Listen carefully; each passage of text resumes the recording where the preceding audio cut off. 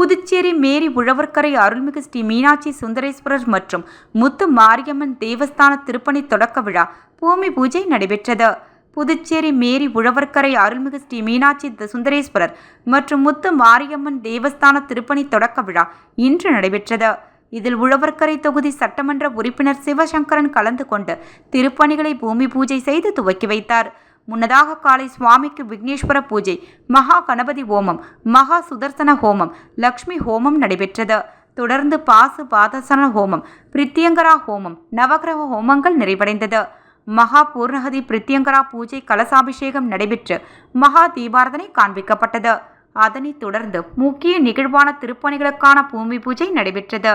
இதில் முன்னாள் அமைச்சர் பன்னீர்செல்வம், பாஜக பிரமுகர் உழவர்கரை சரவணன், வழக்கறிஞர் சசிபாலன், திமுக தொகுதி செயலாளர் கலிய கார்த்திகேயன் உள்ளிட்ட ஏராளமான அரசியல் கட்சி பிரமுகர்கள், சமூக அமைப்பை சார்ந்த நிர்வாகிகள், ஊர் பொதுமக்கள் என திரளாக கலந்து கொண்டனர்.